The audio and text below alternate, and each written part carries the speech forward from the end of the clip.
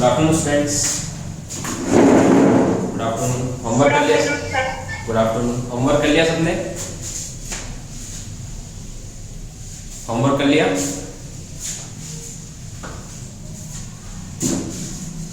बोलो ना।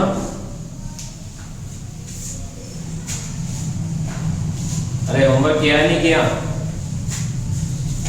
हाँ सर। हाँ बोलो, क्या क्या डाउट है? प्रोजेक्टाइल का भी दिया था और रिलेटिव का भी दिया था। बोलो क्या क्या डाउट है? सर वो पिछला वाला पूछा है वो भी पूछ ले। पिछला वाला कौन सा? सर आपने रेक्टिलिनियर का होमवर्क दिया था पहले, वो बोले थे कि अगले लेक्चर में डिस्कस करना है। अभी जो लास्ट में जो होमवर्क दिया वो पूछो, रिलेटिव और प्रोजेक्टाइल का। प्रोजेक्टाइल का पूछो और रिलेटिव का पूछो। पिछला वाला तो सब डिस्कस हो गया होगा ना? नो सर, आपने आईपैड में सिखाया था तभी आना ही। वो तो एडवांस का था, एडवांस की अलग से क्लास होगी तब पूछना। अभी मेंस की जो होमवर्क है वो पूछो, ठीक है? अभी मैंने कुछ स्क्रीनशॉट्स भेजे थे ना प्रोजेक्टाइल के रिलेटिव के, उनका होमवर्क पूछो क्या क्या डाउट है। 6 और 7 प्रोजेक्टाइल का बोल रहे हो?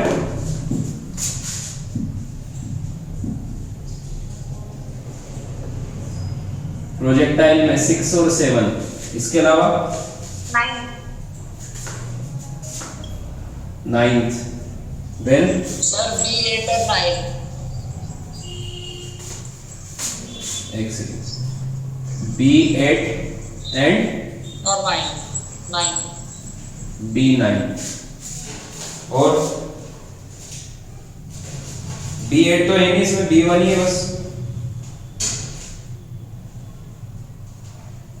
सर लास्ट वाले स्क्रीनशॉट में देखिए ना। प्रोजेक्टाइल का बोल रहे हो या रिलेटिव का बोल रहे हो? रिलेटिव का सर। तो अब यहाँ ऊपर क्या लिखा है? सबसे लास्ट है। अरे यार सुन लिया करो पहले। रिलेटिव में B8 और B9। बस इतने डाउट है? ओके। प्रोजेक्टाइल क्वेश्चन नंबर 6, 7 और 9। Question number 6, a body has an initial velocity of 3 metre पर सेकंड। एक बॉडी है जिसकी इनिशियल वेलोसिटी 3 मीटर पर second and an acceleration of 1 metre पर second square normal to the direction of initial velocity. मान लो body की initial velocity है 3 मीटर पर सेकंड एक्स एक्सिस, और इस पर एक्सेलरेशन लग रहा है परपेंडिकुलर लग रहा है इसके। मान लो एक्सेलरेशन लग रहा है वाई एक्सिस में, नेगेटिव वाई, ठीक है? एक्सेलरेशन कितना लग रहा है?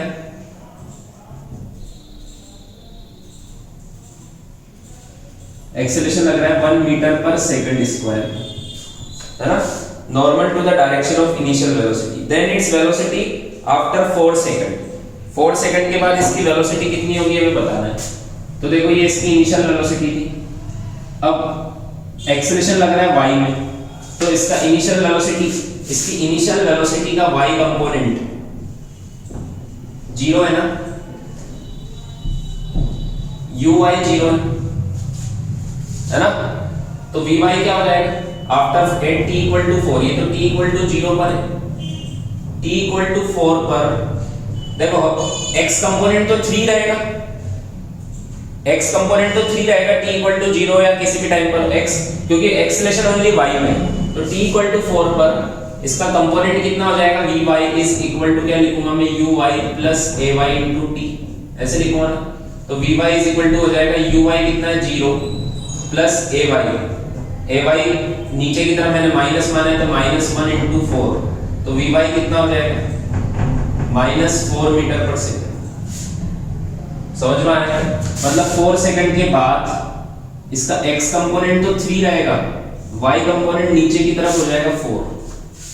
समझ में आया? क्योंकि एक्सेलरेशन है 1 का, तो एवरी सेकंड 1 से बढ़ेगी, तो इसका नेट वेलोसिटी कितनी हो जाएगी? √3 square plus 4 square means √25 means 5 metre पर सेकंड। एंगल भी बता सकते हैं हम इसके साथ, वर्टिकल या हॉरिजॉन्टल के साथ। ऑप्शन में चूज कर लो एंगल किसके साथ गिवन है। ऑप्शन में देख लो एंगल किसके साथ गिवन है, ठीक है। ऑप्शन में एंगल गिवन है डायरेक्शन ऑफ इनिशियल वेलोसिटी के साथ। तो इनिशियल वेलोसिटी की डायरेक्शन ये थी, तो इसके साथ एंगल निकालना है। तो इसके साथ एंगल होगा tan थीटा, ठीक है, is equal to perpendicular upon base, तो 4/3, तो थीटा इज इक्वल टू हो जाएगा 53 degree. 53 degree with the direction of initial velocity. समझ में आया? Yes sir. लिख लो। Yes sir.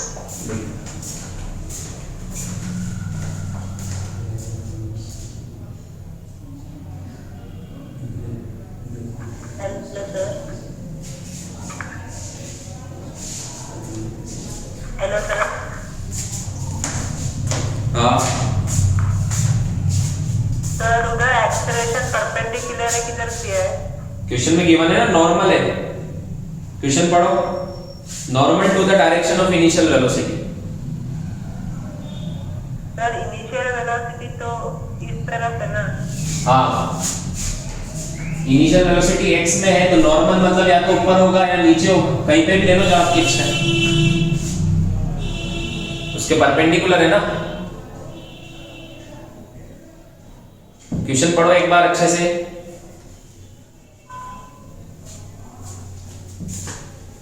A body has an initial velocity of 3 metre पर सेकंड, तो मैंने मान लिया इस तरफ, एंड एक्सेलरेशन ऑफ 1 मीटर पर second square normal to the direction, तो ऊपर मान लो या नीचे मान लो, जिधर आपकी इच्छा हो, ठीक है। Okay sir. Okay thank you sir.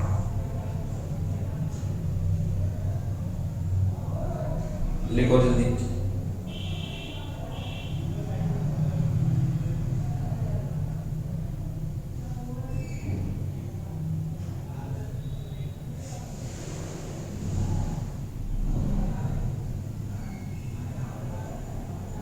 हटा दो।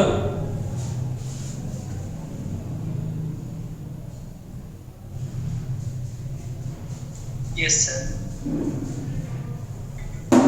सर लेक्चर रिकॉर्ड हो रहा है? यस।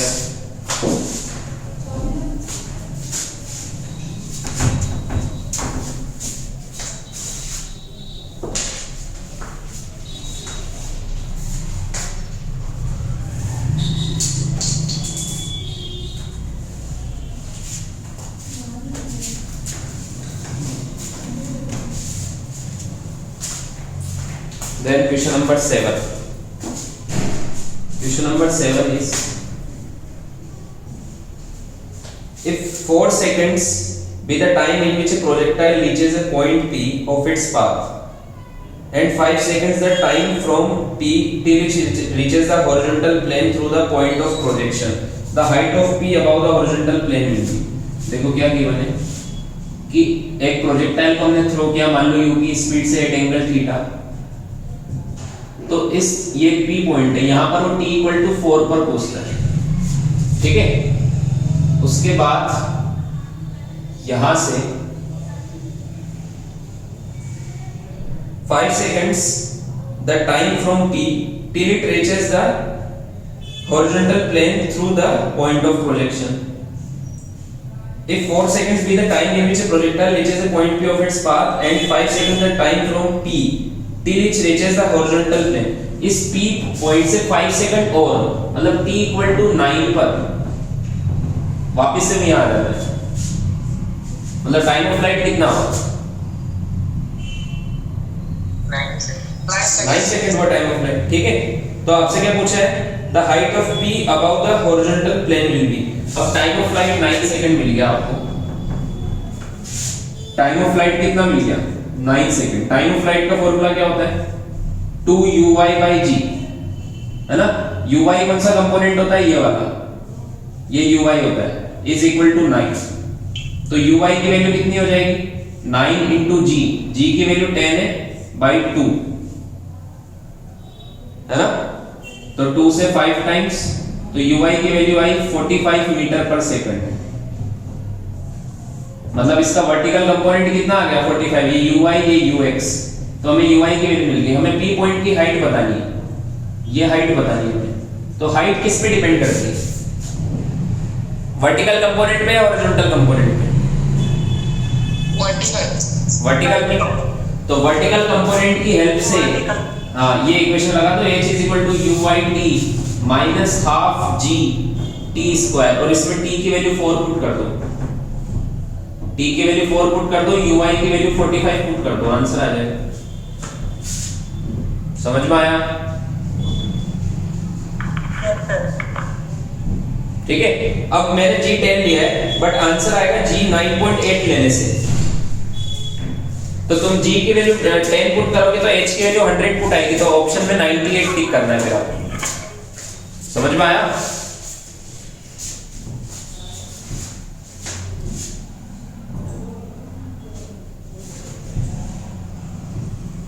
तो 120 आ रही है ना हाइट? पुट करके देख लो ना कितनी आ रही है।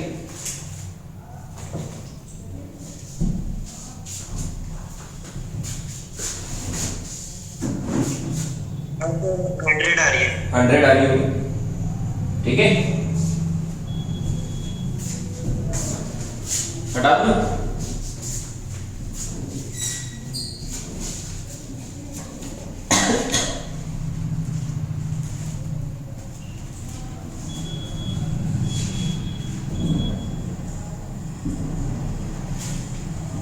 हटा दूं? Yes sir. प्रोजेक्टाइल में और कोई डाउट है? Sir 9th। हाँ 9th बाकी। सर 8 वाला भी बता देना। 8th okay.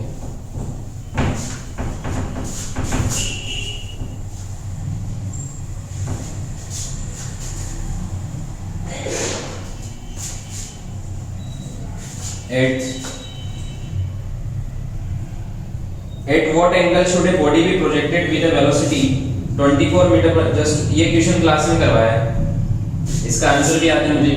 tan थीटा की वैल्यू एक तो आएगी 19/5 और एक आएगी tan थीटा की वैल्यू 190, मतलब थीटा 45 डिग्री आएगा। क्लास में करवाया ना ये क्वेश्चन, क्लास के क्वेश्चन भी दोबारा पूछोगे, रिकॉर्डेड भी है, रिकॉर्डिंग देख लो, सबका टाइम वेस्ट नहीं करना, ठीक है। क्वेश्चन नंबर 9,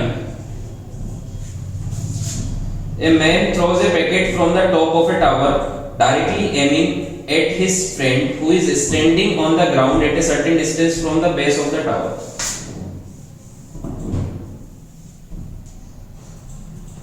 एक टॉप ऑफ द टावर से एक मैन थ्रो करता है एक स्टोन, ठीक है, directly aiming at his friend. मान लो यहां पर एक मैन खड़ा हुआ, इसको डायरेक्टली एम करते हुए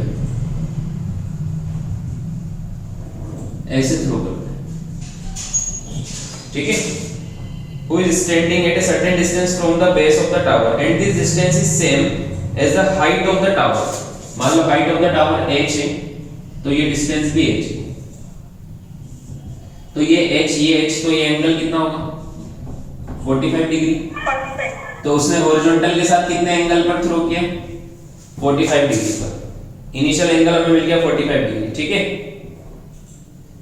If packet is thrown with a speed of 4 metre पर सेकंड, इसकी इनिशियल स्पीड है u is equal to 4 metre पर second, and it hits the ground midway between the lower base and his friend then height of the tower, और ये यहां पर गिरा h/2 पर,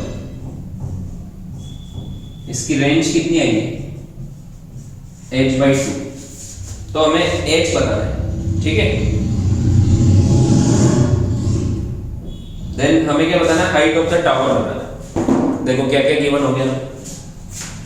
सबसे पहले इसके कंपोनेंट ले लो, x कंपोनेंट क्या आएगा 4/√2, y कंपोनेंट भी क्या आएगा 4/√2, ये आ जाएगा x कंपोनेंट y कंपोनेंट, है ना। टाइम ऑफ फ्लाइट क्या होता है इसका, टाइम ऑफ फ्लाइट होता है √2h/g, ये नहीं होगा टाइम ऑफ फ्लाइट। ये वाला फॉर्मूला का होता है जो हॉरिजॉन्टली प्रोजेक्ट किया, यहां पर तो टाइम ऑफ फ्लाइट हमें निकालना है, तो कैसे निकालेंगे, वर्टिकल डायरेक्शन में सेकंड इक्वेशन लगा दो, है ना। तो क्या लिखूंगा मैं, h is equal to ut plus half, ये होती है ना second equation, s is equal to ut plus half at square. ये वर्टिकल डायरेक्शन में लगाना है। तो जब तक ये इसका पाथ कैसा होगा, ऐसा होगा। तो वर्टिकल डायरेक्शन में डिस्प्लेसमेंट कितना होगा, मैं वर्टिकल डायरेक्शन में सेकंड इक्वेशन लगा रहा हूं। ऐसे इक्वेशन क्या था ना हमने, वर्टिकल डायरेक्शन में सेकंड इक्वेशन लगा रहा हूं। तो वर्टिकल डायरेक्शन में डिस्प्लेसमेंट कितना होगा, माइनस h। वर्टिकल डायरेक्शन में इनिशियल वेलोसिटी क्या है, इसको यहां पे uy लिख दो, uy इनिशियल वेलोसिटी कितनी है, 4/√2 into t minus half gt square, g की वैल्यू 10 इनटू t स्क्वायर, ठीक है, 2 से 5 टाइम्स। तो एक इक्वेशन तो यहां से आ जाएगी, h को इधर लेके जाएंगे तो क्या होगा, या फिर h इज इक्वल टू बन जाएगा 5t स्क्वायर माइनस 4t/√2। एक तो h की वैल्यू ये है, समझ में आया क्या। माइनस दोनों तरफ मल्टीप्लाई करेंगे तो h इज इक्वल टू क्या बन जाएगा, ये प्लस हो जाएगा 5t square minus 4/√2 into t। एक तो h की वैल्यू है, एक इसकी रेंज हम कैसे निकालेंगे, r रेंज हम कैसे निकालेंगे, रेंज इज इक्वल टू होता है ux into time of flight, ये होता है ना, yes range is equal to होता है ux into time of flight. ux कितना है, ux भी 4/√2 है। रेंज कितनी है, रेंज की वैल्यू h/2 है ना, into time of flight. Time of flight यहां से आएगा, देखो अब यहां t की वैल्यू ऐसे कैसे रखो, ठीक है। अब h की वैल्यू यहां से पुट करो, h की वैल्यू यहां से इस इक्वेशन में पुट करो, ठीक है। तो h की वैल्यू में पुट करूंगा तो क्या होगा, ये 2 इधर ले जाऊंगा तो h की value 5t square minus 4t/√2 is equal to, ये 2 इधर चला जाएगा तो 8/√2 इनटू t। समझ में आ गया, यहां तक समझ में आ गया। अब एक t से ये t और ये t कैंसिल हो जाएगा, है ना। तो यहां से 5t इज इक्वल टू बचेगा 8/√2 प्लस 4/√2, है ना, मतलब 12/√2। तो t इज इक्वल टू हो जाएगा 12/5√2, है ना। ये टाइम ऑफ फ्लाइट आ गया, इसको यहां पुट कर दो, h की वैल्यू आ जाएगी। समझ में आ गया, यस सर। सर ये r दिया हुआ था क्या क्वेश्चन में, r दिया था, रेंज हाफ, ये गिवन है ना क्वेश्चन में कि ये हाफ ऑफ द, जहां ये इसके हाफ पर गिरा है h/2, ठीक है।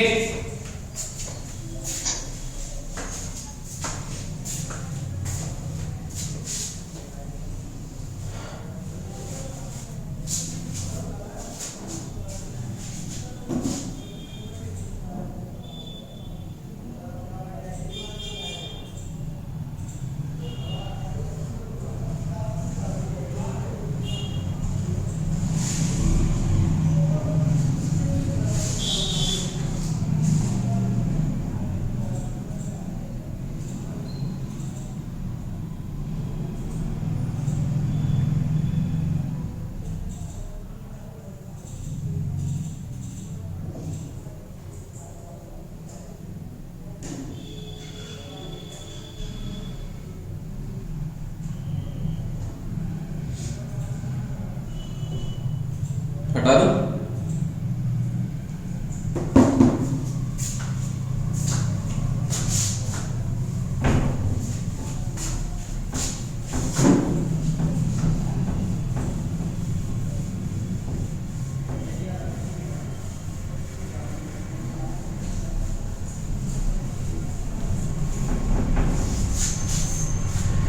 ओके। रिलेटिव में कौन कौन सा है, B8 B9। What is B8?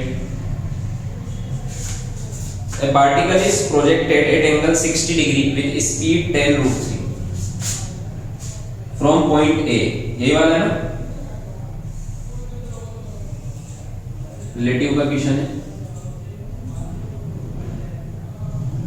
ये एंगल है 30 डिग्री, यहां से 60 डिग्री पर एक पार्टिकल को प्रोजेक्ट किया है विद स्पीड 10 रूट 3, ठीक है। At the same time the wedge is made to move, और इसी टाइम पर वेज भी मूव कर रहा है, ये वेज जो है ये भी मूव कर रहा है 10 रूट 3 से, ये वेज भी मूव कर रहा है 10 रूट 3 से। Then the time after which particle will strike on the wedge, तो हमें बताना है कि यहां पर जो पार्टिकल है ये इस वेज पर कितने टाइम बाद टकराएगा। मुझे बताओ ये टकराएगा या नहीं टकराएगा?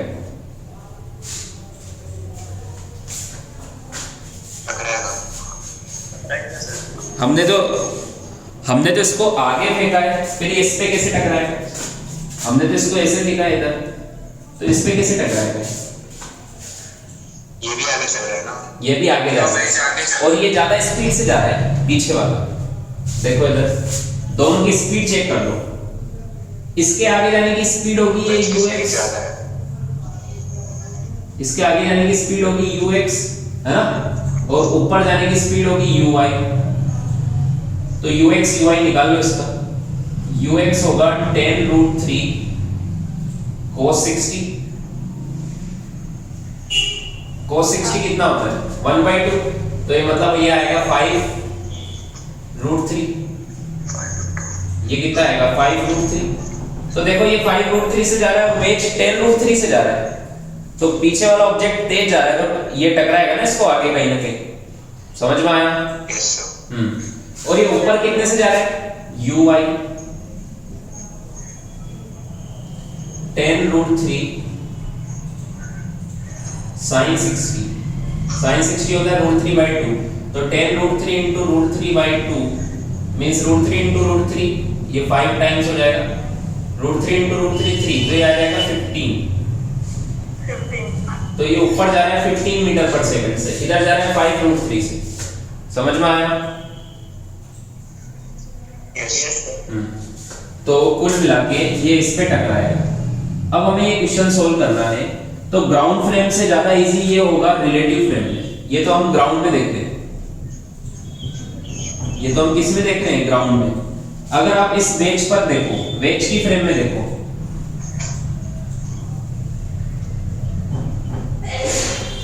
अगर आप इस वेज पर बैठ के देख रहे हो, यहां पे बैठा हुआ मैं, तो आपके रिस्पेक्ट में वेज तो रुका हुआ है ना, रुका हुआ है या नहीं? रुका हुआ है। अब आप वेज फ्रेम में आ गए, तो वेज तो रेस्ट पर आ जाएगा, है ना। और वेज, और ये जो पार्टिकल की वेलोसिटी है, ये वाले पार्टिकल की वेलोसिटी, इसकी ये इधर थी 5 रूट 3, इसमें वेज की वेलोसिटी इधर ऐड हो जाएगी 10 रूट 3, इसके रिस्पेक्ट में लिख रहा हूं मैं, और ऊपर वाली तो उतनी रहेगी 15, ये ऊपर तो 15 से जा रहा है ना, uy इक्वल टू 15। ये समझ में आया? ये मैंने इसकी वेलोसिटीज किसके रिस्पेक्ट में लिखी है? वेज के रिस्पेक्ट में। ग्राउंड के रिस्पेक्ट में वाला पार्टिकल 5 रूट 3 से वो इधर जा रहा है और 15 से ऊपर जा रहा है, और वेज भी 10 रूट 3 से उधर जा रहा है, तो वेज के रिस्पेक्ट में velocity of this projectile with respect to wedge कैसे लिखेंगे? वेज की वेलोसिटी, ये वेज तो रेस्ट पर आ जाएगा, तो वेज को ये प्रोजेक्टाइल कैसे दिखेगा? इसकी 5 रूट 3 उधर और 10 रूट 3 इधर ऐड हो जाएगी। ये समझ में आया क्या? ये आगे सबको समझ में? हाँ, अरे इसकी वेलोसिटी यहाँ पे हमें एडजस्ट करनी पड़ेगी ना, या फिर वेक्टर फॉर्म में लिख के बताऊं, फॉर्मूला लगा के निकाल के बताऊं क्या? ये समझ में आ गया? नहीं आया तो बोलो, मैं दूसरे तरीके से बताऊं। समझे? ओके। अब देखो, तो कुल मिला के मतलब इस पार्टिकल की वेलोसिटी 10 रूट 3 इधर है और 5 रूट 3 इधर है, तो कुल मिला के 5 रूट 3 से इधर और 15 से इधर, मतलब ये रहा particle, with respect to wedge, ये विद रिस्पेक्ट टू वेज है,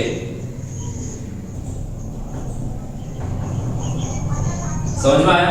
अब 5√3 और 15, ये 5√3 और 15 का कंपोनेंट लेंगे तो कितना आएगा, का रिजल्टेंट लेंगे तो 10√3 आएगा, आएगा कि नहीं आएगा? अरे पहले ग्राउंड के रिस्पेक्ट में 5√3 और 15 इधर थी और ये इधर था, तो रिजल्टेंट 10√3 इधर आएगा। अब वेज के रिस्पेक्ट में रिजल्टेंट 15 इधर आएगा और 60 डिग्री पर आएगा। ये एंगल कितना था, 60 था। 15/5√3 कितना डिग्री आएगा? 10√3 आएगा ना, आपने 15 लिखा। कहाँ आएगा 10√3? हाँ, ये रिजल्टेंट 10√3 आएगा, रिजल्टेंट 10√3 आएगा। With respect to wedge projectile की वेलोसिटी 10√3 है, मतलब इसका एक कंपोनेंट 15 उधर है और 5√3 इधर है। समझ में आया? तो ये एंगल कितना आएगा, 60 डिग्री।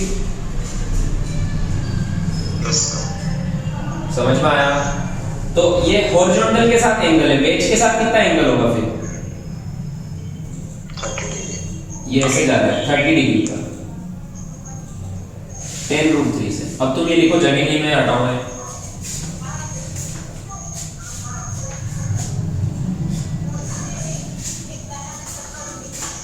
लिख लिया, हटा दो। ग्राउंड से हम उसको वेज फ्रेम में सोल्व करते हैं। ग्राउंड में निकाल लिया पहले वेलोसिटी, फिर वेज के रिस्पेक्ट में हमने फाइंड आउट किया, तो वेज के रिस्पेक्ट में वो 30 डिग्री ऑन द इंक्लाइंड ऊपर जा रहा है। अभी इंक्लाइंड मोशन का क्वेश्चन बन गया, projectile on an inclined plane, इसकी रेंज वेन सब निकालना आता है, टाइम ऑफ फ्लाइट निकालना आता है।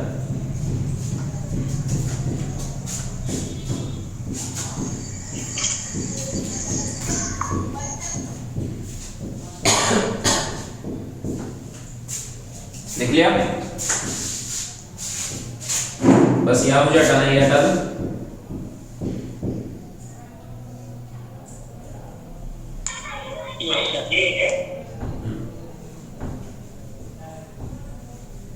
अब देखो, तो हमने क्या फाइंड आउट किया कि विद रिस्पेक्ट टू वेज, ये projectile with respect to wedge 10√3 से at angle 60 degree from horizontal, ठीक है, at angle 60 degree from horizontal, मतलब ऐसे। तो ये एंगल कितना हुआ, ये पूरा 60, तो ये कितना हुआ, ये 30 हुआ, है ना, और ये स्पीड कितनी है 10√3। तो अब इस पे हम ये ऐसे गिरेगा इस पर, है ना, तो इसी को हम x एक्सिस मान लेंगे।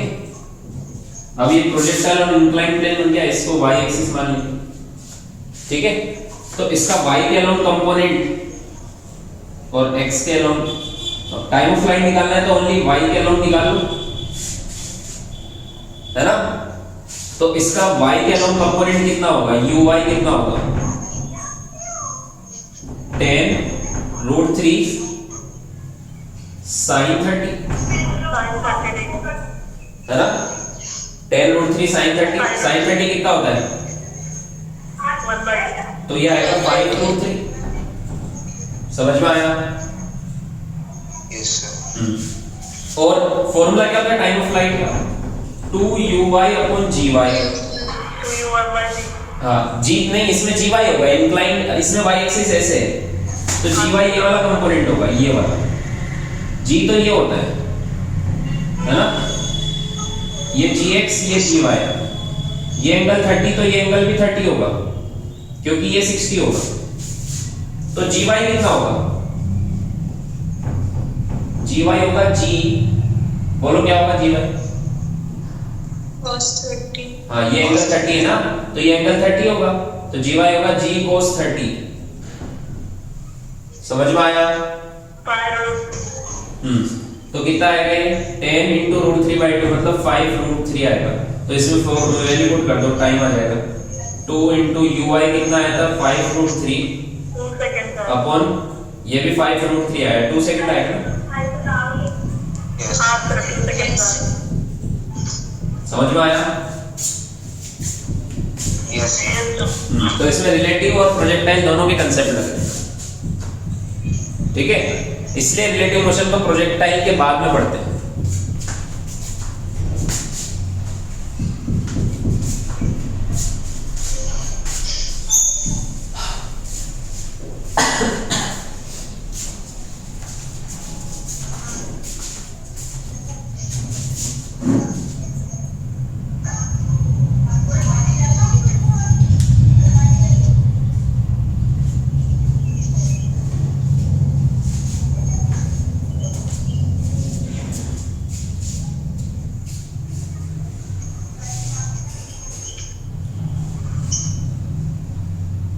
हो गया?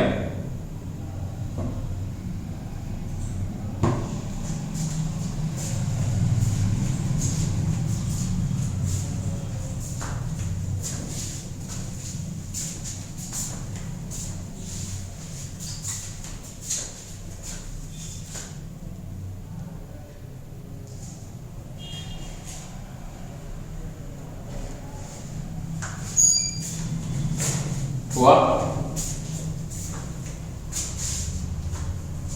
हटा दूं? Yes sir. समझ में आ रहा है ना सबको?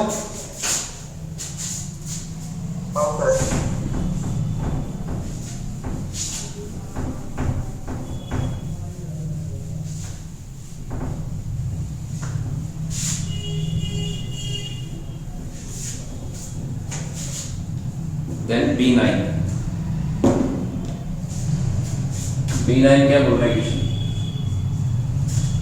CE and DF are two walls of equal height. दो वॉल हैं,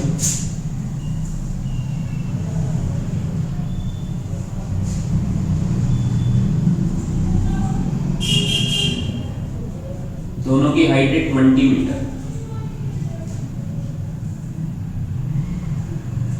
From which two particles A and B of same mass are projected as shown in the figure. A is projected horizontally towards left. यहां से A particle को ऐसे project किया है horizontally towards left, while B is projected at an angle 37 degree. और B particle को at an angle 37 degree project किया है. ठीक है, विथ वेलोसिटी 15 मीटर पर सेकंड. 15 मीटर पर सेकंड से इसको प्रोजेक्ट किया है. If A always see B to be moving perpendicular. A के रिस्पेक्ट में बी हमेशा कैसा लग रहा है? ऊपर जाते हुए, परपेंडिकुलर. हमने देखा था ना, एक प्रोजेक्टाइल के रिस्पेक्ट में दूसरे प्रोजेक्टाइल का पाथ कैसा होता है? स्ट्रेट लाइन होता है. अब वो स्ट्रेट लाइन कैसा भी हो सकता है, इंक्लाइंड भी हो सकता है, हॉरिजॉन्टल भी हो सकता है, वर्टिकल भी हो सकता है. इस केस में वर्टिकल है. वर्टिकल कब होता था? जब हॉरिजॉन्टल कंपोनेंट इक्वल हो जाए, एक्स एक्सिस वाला सेम होता है. तो हमें बताना है that the range of A on the ground. तो ए की रेंज बताना है कि ये कितनी दूर जाके गिरेगा. रेंज बताने के लिए हमें टाइम ऑफ फ्लाइट, ये हाइट और टाइम ऑफ फ्लाइट पता होना. मतलब ये इसकी स्पीड, मान लो ये बी ए से इधर जा रहा है, ये कितने से जा रहा है? बी ए से. तो अगर हमें बी ए मिल जाए तो हमें रेंज मिल जाएगा. हाइट तो पता ही है. समझ में आया? अब देखो, ए के रिस्पेक्ट में बी ऊपर जा रहा है. सबसे पहले तो ग्राउंड के रिस्पेक्ट में देखते हैं बी किधर जा रहा है. ग्राउंड के रिस्पेक्ट में बी ऐसे जा रहा है, मतलब ऐसे जा रहा हो, तो इसका ये वाला कंपोनेंट कितना आएगा? 15 cos 37. 15 cos 37 कितना होता है? 15 into 4/5. ठीक है, 15 into 4/5, 5 से 3 टाइम्स, 4 into 12 है ना. और ये वाला कंपोनेंट होगा 15 into 3/5, ये होगा 9 है ना.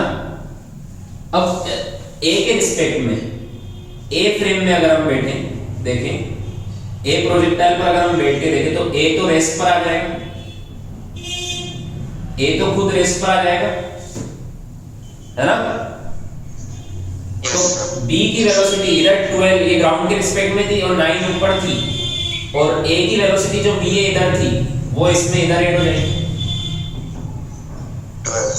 है ना. अब ए को बी ऊपर जाते हुए दिख रहा है, उसका बात ये कब होगा? जब 12 और बी ए इक्वल हो, जब दोनों के हॉरिजॉन्टल कंपोनेंट इक्वल हो जाएंगे. समझ में आया क्या? हाँ सर. यस. इसका तो हॉरिजॉन्टल कंपोनेंट वी ए पूरा का पूरा हॉरिजॉन्टल ही फेंका है इसको, तो इसका तो हॉरिजॉन्टल कंपोनेंट वी ए और इसका 12 है. जब वी ए और 12 ये दोनों इक्वल हो जाएंगे तो ए को बी ऊपर जाते हुए तो दिखेगा. समझ में आया? यस. तो यहां से मैंने किया बी ए इक्वल टू 12 आ गया. अब तो रेंज निकालना इजी हुआ कि नहीं हुआ? टाइम ऑफ फ्लाइट निकालना. 2 u y time of flight क्या होता है अंडर रूट 2h/g, ये होता है ना। और जब भी इसको कैसे प्रोजेक्ट किया हमने, हॉरिजॉन्टल प्रोजेक्शन, ड्रॉप करो या हॉरिजॉन्टली प्रोजेक्ट करो बिल्डिंग से, दोनों एक साथ गिरते हैं, देखा था ना हमने। इसकी रेंज बतानी है तो इसकी रेंज क्या होगी, इसकी रेंज होगी va into time of flight, ये होगी ना। तो टाइम ऑफ फ्लाइट कैसे निकलेगी, 2 इंटू हाइट कितना है 20/g कितना है 10, मतलब टाइम ऑफ फ्लाइट आया 2 सेकंड, तो रेंज आ जाएगा 12 इंटू 2, यस 24 मीटर। आया क्या समझ में? लिख लो।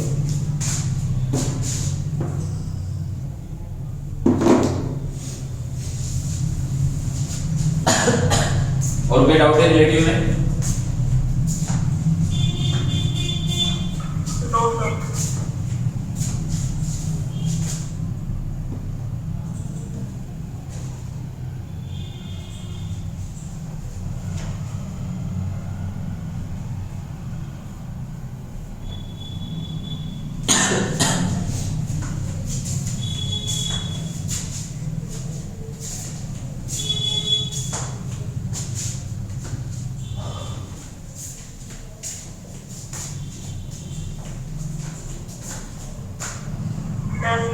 सर D5 कौन सा? D5 D5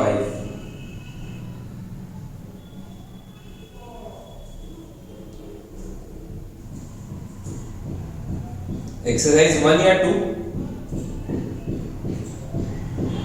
2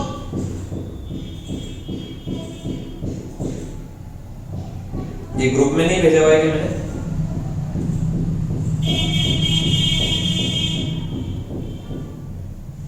कौन सा वाला स्क्रीनशॉट में? Sir relative motion in train and wind section D।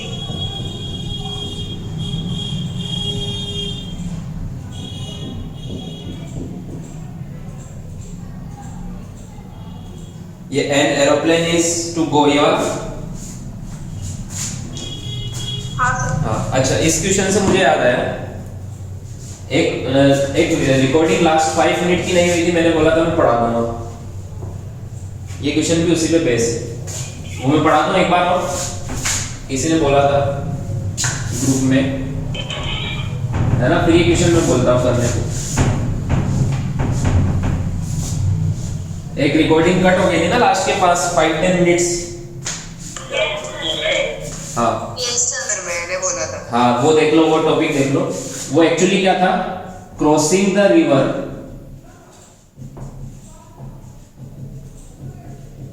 In shortest path, crossing the river in shortest path, shortest time वाला तो रिकॉर्डिंग में आ गया था, वो तो देख लिया होगा तुमने, crossing the river in shortest path ये वाला नहीं आया, ठीक है। तो जैसे मान लो ये रिवर फ्लो हो रही है ना, एक बोट है जो ए से उसको दूसरी तरफ जाना है, रिवर क्रॉस करना है, ये रिवर ऐसे फ्लो हो रही है वी आर से, तो शॉर्टेस्ट पाथ तो यही वाला होगा ना, इससे छोटा पाथ कोई और हो सकता है क्या? मतलब इसी पाथ में जाना चाहिए और वो यहां से निकलना चाहिए बी पॉइंट पर, तो ये शॉर्टेस्ट पाथ होगा, this is the shortest path. Shortest path में ड्रिफ्ट क्या होती है, 0 होती है। ड्रिफ्ट पता है ना क्या होता है, हमने निकाला ना ड्रिफ्ट, इससे डिस्टेंस या तो इधर क्या होता है, शॉर्टेस्ट पार्ट में ड्रिफ्ट क्या होती है, 0 होती है। तो मुझे बताओ अगर यहां से बोट को इधर निकालना है और रिवर ऐसे फ्लो हो रही है, तो बोट को इधर जाना पड़ेगा, वीबीआर इधर होगा at certain angle, at angle theta from vertical, समझ में आया? आया समझ में? Yes sir. हाँ, और वीआर किधर है, वीआर इधर है, तो इन दोनों का रिजल्टेंट हमें पता है, वीबीआर इज इक्वल टू होता है वीबी माइनस वीआर, ये होता है ना। तो वीबी क्या होता है, V B R plus V R. Plus V R. तो वी बी आर और वी आर का रिजल्टेंट वी बी आएगा। तो ये वी बी आर है, ये वी आर, इनका रिजल्टेंट वी बी इधर आना चाहिए। समझ में आया? तो वो कब आएगा? जब वी बी आर का ये वाला कंपोनेंट, वी बी आर का ये वाला कंपोनेंट, ये कितना होगा? V B R cos theta. अगर if V B R, sorry ये साइन थीटा होगा, साइन थीटा। हाँ, अगर V B R sine theta is equal to V R हो जाए तो ये दोनों कैंसिल, ये वाले कंपोनेंट तो कैंसिल ही हो जाएंगे, परपेंडिकुलर है ना? तो जो भी है वो इस तरफ जाएगी, boat V B R sine cos theta से, रिजल्टेंट इधर ही बचेगा ना, फिर ये दोनों तो कैंसिल हो जाएंगे। तो बताओ कितने एंगल पर जाए, कितने एंगल पर जाए कि शॉर्टेस्ट पाथ हो? तो यहां से आ गया sine theta is equal to V R upon V B R. कितने एंगल? समझ में आया? आगे समझ में? यस। हाँ, फिर हमने time to cross the river भी निकाला था इस केस में। मान लो डिस्टेंस है, ये विड्थ है d, time to cross the river, तो time t is equal to कितना आएगा? d अपॉन ये वाला कंपोनेंट। कौन सा कंपोनेंट से ये क्रॉस कर रही है? ये वाले कंपोनेंट से, d upon V B R cos theta, है ना? समझ में आया? थीटा की वैल्यू यहां से निकल जाएगी, ये थीटा की वैल्यू यहां पुट कर दो तो टाइम निकल जाएगा। आया समझ में? Yes sir. अब एक और फॉर्मूला मैंने बताया था कि अगर तुम्हें डायरेक्ट फॉर्मूला याद हो तो डायरेक्ट आंसर आएगा। क्या? यहां से देखो साइन थीटा, तो कोस थीटा क्या होता है? Under root of 1 minus sine square theta, ये होता है ना? साइन थीटा का स्क्वायर करेंगे तो क्या बचेगा? 1 minus V R square upon V B R, तो एलसीएम ले लूंगा तो क्या बचेगा? वी बी आर का whole square upon V B R square, ये बचेगा। साइन थीटा की वैल्यू पुट कर दी मैंने, यहाँ पे ये वाली वैल्यू पुट कर दी, तो ये बचेगा। अब cos थीटा की वैल्यू यहाँ पुट करो तो t is equal to d upon V B R, cos theta की वैल्यू पुट करो, V B R square minus V R square upon, ये अंडर रूट में वी बी आर स्क्वायर था तो अंडर रूट ले लेंगे इसका तो बचेगा V B R, V B R से वी बी आर कैंसिल, तो ये फॉर्मूला आ गया देखो, d upon V B R square minus V R square. मान लो तुम्हें शॉर्टेस्ट, अगर तुम्हें एक केस पूछा है कि crossing the river in shortest path और तुम्हें वी आर और वी बी आर और डी पता है तो डायरेक्ट टाइम इस फॉर्मूले से बता सकते हो। यही क्वेश्चन है वाला जो अभी तुमने पूछा है, ठीक है? वो मैं इसी फॉर्मूले से करेंगे, लिखो इसको। एरोप्लेन वाला जो क्वेश्चन है ना, अब मान लो अगर इससे रिलेटेड हमने जितने भी क्वेश्चन किए, मान लो उन क्वेश्चन में रिवर की जगह एयर फ्लो हो रही है और बोट की जगह एरोप्लेन चल रहा है, कोई फर्क पड़ेगा क्या नाम में? कंसेप्ट तो वही रहेगा ना? हाँ, फिर भी तुम्हें अगर नाम से फर्क पड़ता हो तो एरोप्लेन को वीबीआर मान लो, एरोप्लेन को बोट मान लो और एयर को रिवर मान लो, और फॉर्मूला ये लगा। समझ में आया? यस। अभी वो क्वेश्चन करके बताता हूँ देखो।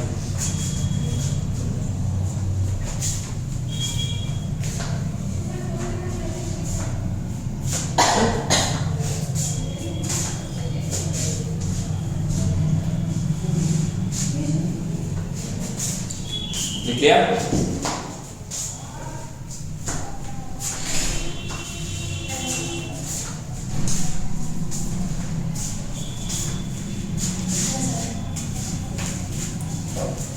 वो थोड़ा लेट हो सकती है,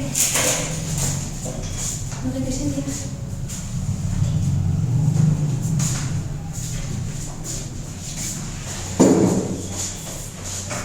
हटा दूं?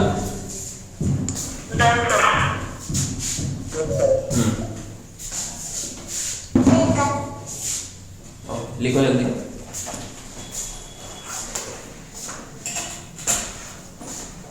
सो crossing the river in shortest path, समझ में आ गया सबको ये केस?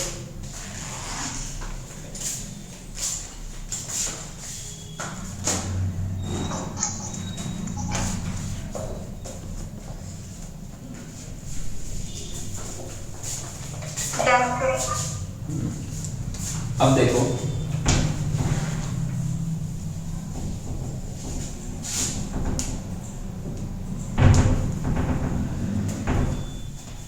वो क्वेश्चन इसी फॉर्मूले पे बेस्ड है जो तुमने पूछा है। क्वेश्चन क्या है? क्वेश्चन नंबर क्या था?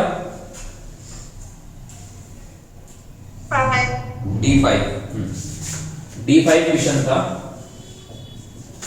An aeroplane is to go from A to B and back again। मान लो ये A पॉइंट है और ये B पॉइंट है, A से B जाना है और वापस आना है, ठीक है? A से B जाना है और वापस आना है। Then the relative speed with respect to wind is V। अब तुम्हें अगर विंड से प्रॉब्लम है तो तुम रिवर बोट वाला क्वेश्चन समझ के कर लो। सो एरोप्लेन की रिलेटिव स्पीड गिवन है, velocity of aeroplane, velocity of plane with respect to wind को क्या मैं VBR बोल सकता हूं?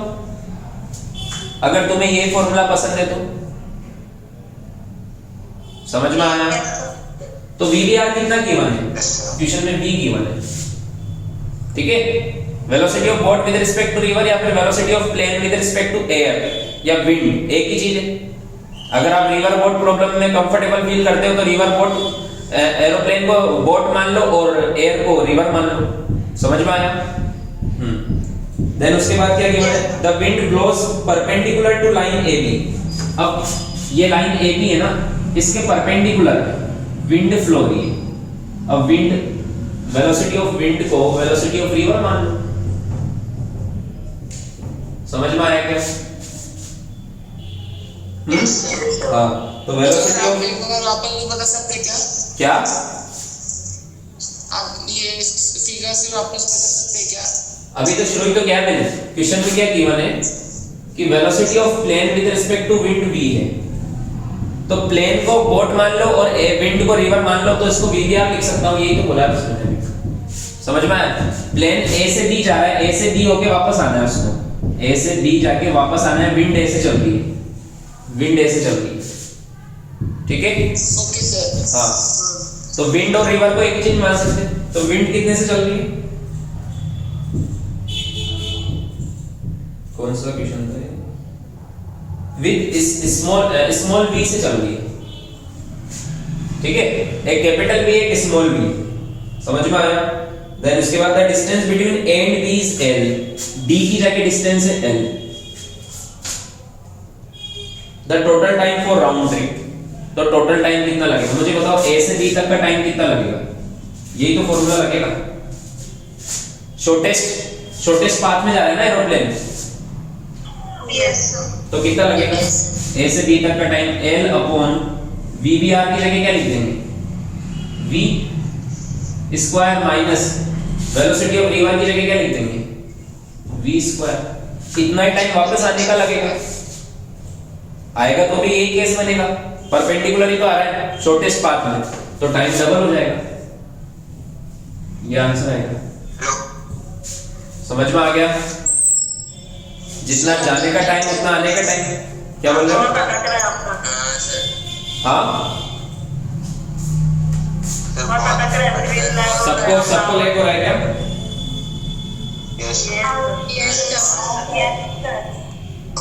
अब ये वाला क्वेश्चन तुम रिकॉर्डिंग में देख लेना एक बार और, ठीक है? अभी लिख लो, इस वाले का सॉल्यूशन रिकॉर्डिंग में देख लेना। ओके, करें स्टार्ट।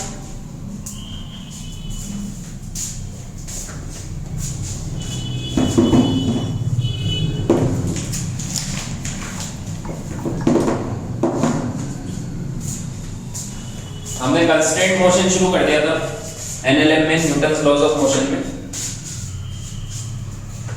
कुछ क्वेश्चंस भी किए थे।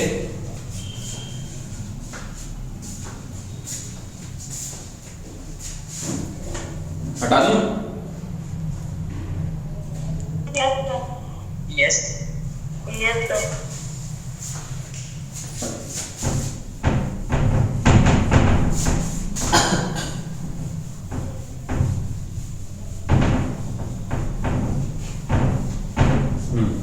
तो कंस्ट्रेंट मोशन में हम स्प्रिंग कंस्ट्रेंट पढ़ रहे थे, एक क्वेश्चन और कर लेते हैं ताकि रिवाइज हो जाएगा, फिर उसके आगे बढ़ते हैं। ठीक है,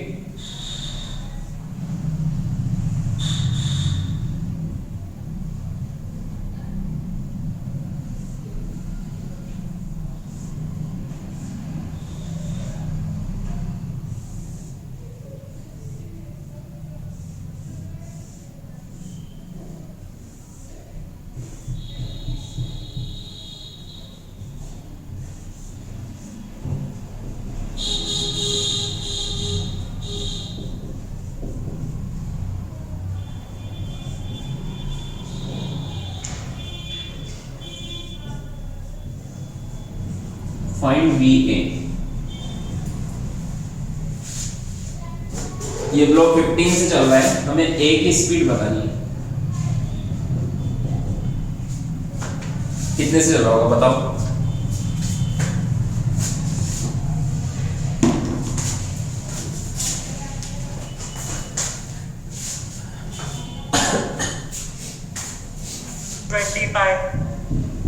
ट्वेंटी फाइव है सबका।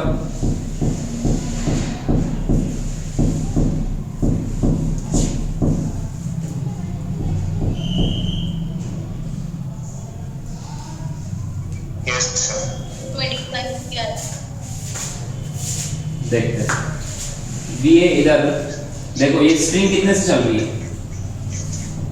स्ट्रिंग 15 से चल रही है ना, और स्ट्रिंग की लेंथ कांस्टेंट है, स्ट्रिंग की लेंथ कांस्टेंट होनी चाहिए।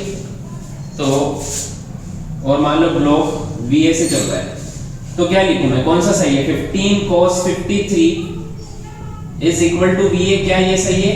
या फिर VA cos 53 is equal to 15? बताओ कौन सा सही है, ऊपर वाला है नीचे वाला? सेकंड वाला।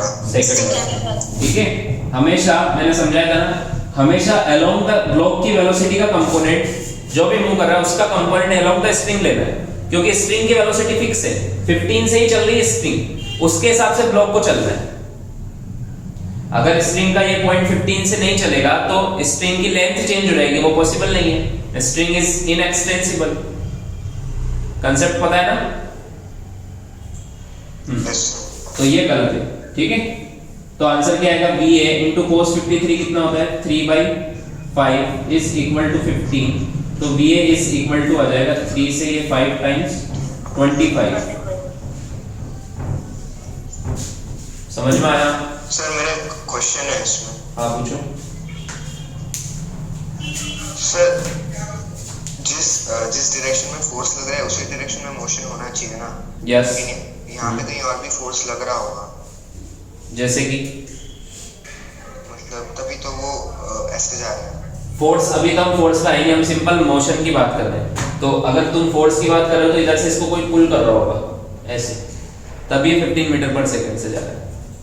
ठीक है, और अगर यहाँ पे कोई फ्रिक्शन नहीं है, अगर ये सब स्मूथ है, तो फोर्स लगाने की भी जरूरत नहीं है। फिर तो ये 15 से चल रहा है तो हमेशा 15 से ही चलेगा, जब तक कोई एक्सटर्नल फोर्स नहीं लगेगा। ये सब हम पढ़ेंगे फोर्स के बारे में, अभी तक फोर्स मैंने इंट्रोड्यूस नहीं किया तुम। ठीक है,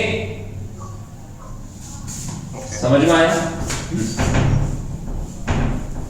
अब देखो, हमने स्ट्रिंग कंस्ट्रेंट के कुछ क्वेश्चंस किए थे, लेडर प्रॉब्लम भी की थी। एक रॉड रखी हुई वॉल पर, एक पॉइंट इधर इतने से गिर रहा है तो ऊपर वाला पॉइंट कितने से गिरेगा, ये सब क्वेश्चन कराए थे हमने। अब कुछ नेक्स्ट टाइप पे आते हैं, तो अब लिखो पुली कंस्ट्रेंट्स।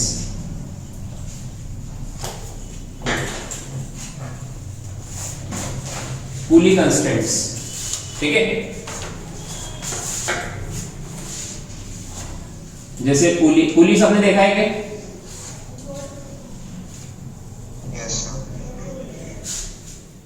पुली होती है ना जो वेल के ऊपर लगी रहती है, ऐसे जिसमें बकेट, स्प्रिंग के थ्रू हम बकेट ऐसे पुल करते हैं तो बकेट वेल में से ऊपर आती है ना, राउंड राउंड होती है पुली।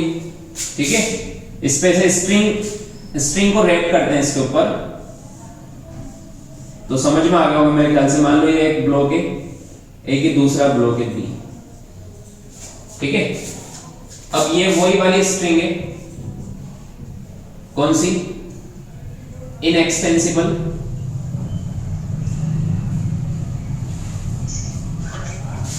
और उसके साथ साथ मासलेस। मासलेस क्यों ले रहे हैं हम, वो भी बाद में बताऊंगा। मासलेस मतलब कुछ तो मास होता है, लेकिन हमें इसका मास बिल्कुल नेग्लिजिबल है, तो हमें मानना नहीं है कि इसका कोई मास। समझ में आया? स्ट्रिंग इज मासलेस, ये मैं बाद में बताऊंगा। ठीक है, कि मासलेस क्यों है जब हम फोर्स वगैरह पढ़ेंगे। ठीक है, अभी मुझे बताओ, अगर ए ब्लॉक मान लो हेवी हुआ तो ए ब्लॉक नीचे आएगा और बी ब्लॉक ऊपर जाएगा कि नहीं जाएगा? यस जो भी हेवी होगा वो नीचे आएगा और जो लाइटर होगा ऊपर जाएगा। मान लो ए ब्लॉक 1 मीटर नीचे आया तो बी ब्लॉक कितना मीटर ऊपर जाएगा? 1 मीटर। हाँ, बट तब जब स्ट्रिंग इनएक्सटेंसिबल है ना, इसलिए मैंने लिखा है इनएक्सटेंसिबल। मासलेस क्यों लिखा है वो बात बताऊंगा। ठीक है, सो ये ब्लॉक 1 मीटर नीचे आया तो ये ब्लॉक 1 मीटर ऊपर जाएगा, मतलब दोनों का मैग्नीट्यूड, दोनों का डिस्प्लेसमेंट का मैग्नीट्यूड तो सेम ही होगा। होगा कि नहीं होगा? Yes this is pulley constraint, यही तो पुली का कंस्ट्रेंट है। ठीक है, या स्ट्रिंग कंस्ट्रेंट भी बोल दो इसको। तो क्या लिख सकता हूं मैं यहां पर, अगर ये x से नीचे जा रहा है और ये ऊपर जा रहा है तो जितना x मींस डिस्प्लेसमेंट, x या y, जितना ये नीचे आएगा उतना ही वो ऊपर जाएगा मैग्नीट्यूड वाइज। जाएगा कि नहीं जाएगा? हाँ, मान लो ये 1 सेकंड में 2 मीटर नीचे आया तो उसको 2 मीटर ऊपर जाने में 1 सेकंड लगेगा या कुछ और लगेगा? 1 सेकंड ही लगेगा। तो दोनों की स्पीड भी सेम हुई ना, 2 मीटर पर सेकंड 2 मीटर पर सेकंड, मतलब दोनों की स्पीड भी सेम होगी, मतलब वेलोसिटी का मैग्नीट्यूड भी सेम होगा दोनों का। होगा कि नहीं होगा? अगर ये 2 मीटर पर सेकंड से नीचे आ रहा है तो वो 2 मीटर पर सेकंड से ऊपर जाएगा। आया समझ में? इवन इनका एक्सेलेरेशन भी सेम होगा क्योंकि सब एक ही स्ट्रिंग से कनेक्टेड है दोनों, तो दोनों का एक्सेलेरेशन भी सेम होगा। समझ में आया क्या? Yes sir. तो ऐसे क्वेश्चन करवाने की जरूरत है क्या कि बताओ ये वाला ब्लॉक 2 मीटर पर सेकंड से ऊपर जा रहा है तो बी वाले ब्लॉक की स्पीड बताओ। 2 मीटर पर सेकंड। बताओ, मैं और कराऊंगा ऐसे क्वेश्चन, और कराऊंगा ऐसे क्वेश्चन। No sir. लिख लो, बस एक लिख लो। ऐसे क्वेश्चन आएंगे भी नहीं एग्जाम, बट लिख लो बेसिक कंसेप्ट।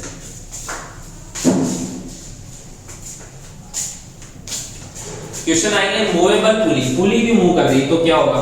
देखो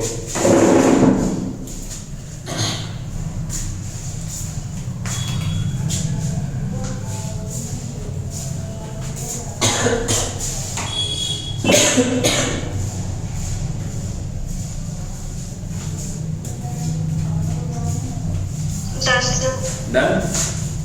वेट सर, ये देखो, ये पुली को मैंने यहाँ फिक्स किया हुआ है ना, this is fixed pulley. Fixed pulley अगर हो तो क्वेश्चंस इजी हो जाते हैं।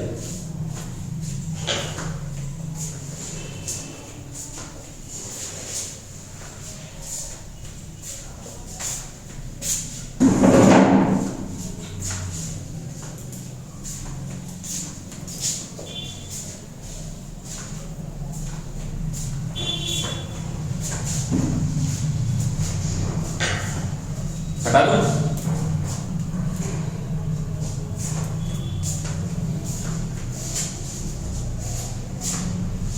Done sir. अब लिखो movable pulley. Sir 1 minute.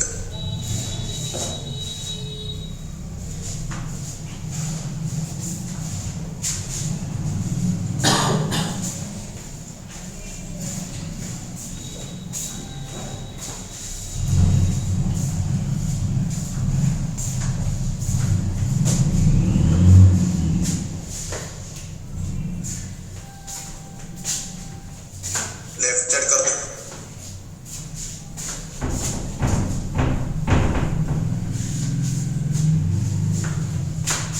Movable pulley,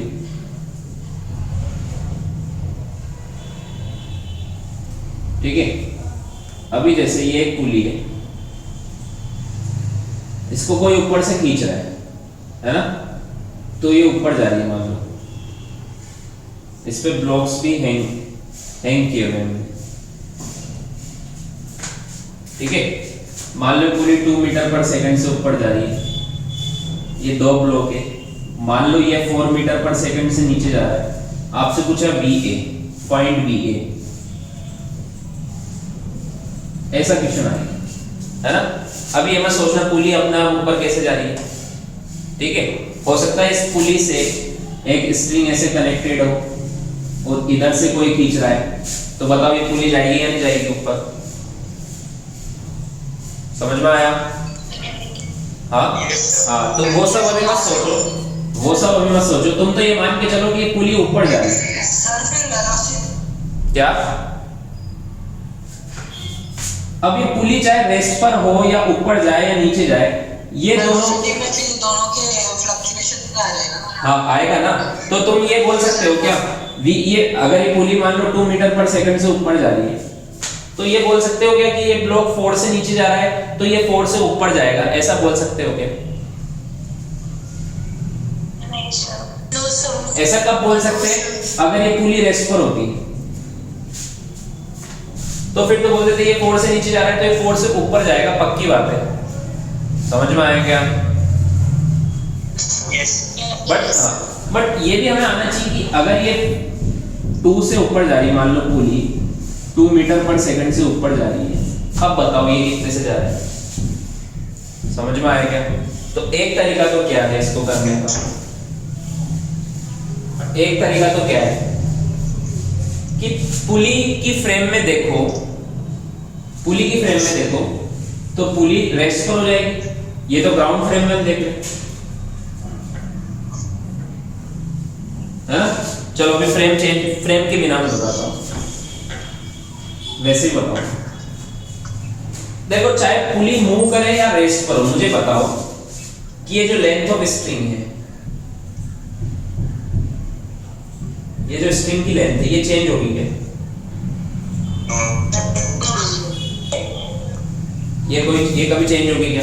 नहीं, ये चेंज नहीं होगी। समझ में आया? मान लो यहां से लेके यहां तक ये लेंथ है XA और यहां से लेके यहां तक ये लेंथ है XB, है ना।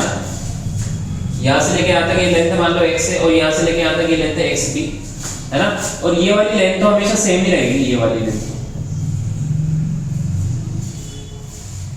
ये तो हमेशा उतनी रहेगी ना। Yes sir. समझ में आया? तो मैं क्या ये लिख सकता हूं, XA प्लस XB दोनों का सम हमेशा सेम रहेगा, क्या ऐसे लिख सकता हूं? Yes sir. हाँ, हाँ सर। Yes sir. हो सकता है XA बढ़ जाए तो XB कम हो जाएगा, या फिर XB बढ़ जाए तो XA कम हो जाएगा, बट दोनों का सम तो हमेशा कांस्टेंट ही रहेगा। Yes sir. चाहे पुली रेस्ट पर हो या मूव कर रही हो, ये तो फिक्स है ना बात। समझ में आया? हाँ, क्वेश्चन क्या, अभी ये तो मैंने एग्जांपल दिया है, अभी तुम भूल जाओगे कितने से चल रही है कितने, ये तुम समझो कि ये पुली ऊपर जा रही है, एक ब्लॉक नीचे जा रहा है, ये किधर जा रहा होगा मुझे नहीं पता। समझ में आया?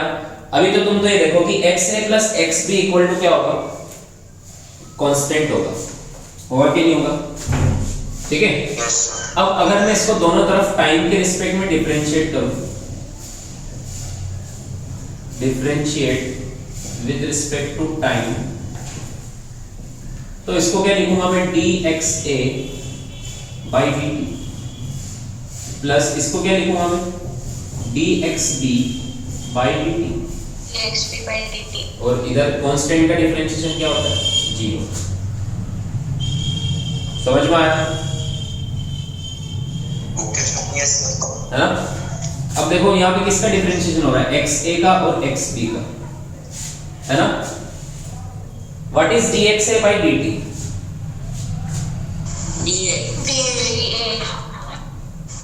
क्या मैं इसको VA लिखूं या VAP लिखूं? वेलोसिटी ऑफ A लिखूं या velocity of A with respect to pulley लिखूं?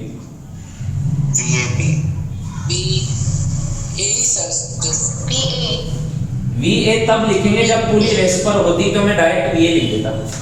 अगर ये पुली रेस्ट पर होती ना, चलो एक रेस्ट वाला केस कर लेते हैं इसे।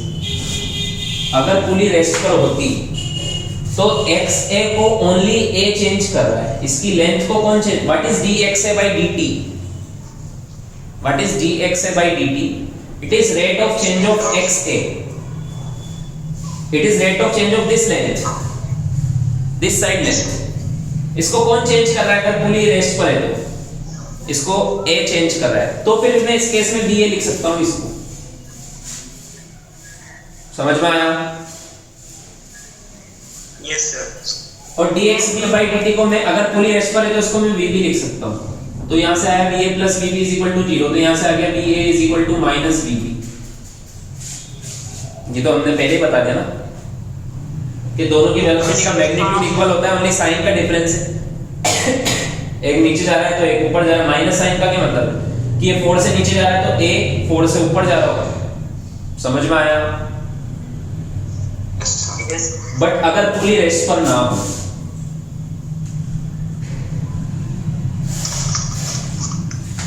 तो फिर ये v इक्वल टू ये माइनस vb आएगा क्या इस केस? या फिर मुझे बताओ इसको मैं vap लिखूं क्या? अब इस केस में देखो इस लेंथ को what is dxa by dt? It is rate of change of this length. इसको सिर्फ ये अकेला यही चेंज कर रहा है कि पुली चेंज नहीं कर रही है।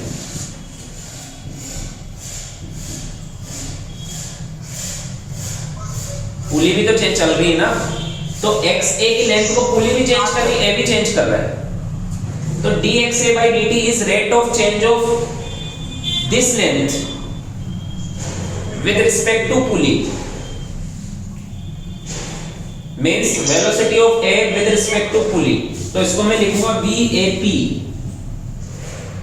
समझ में आया? Yes sir.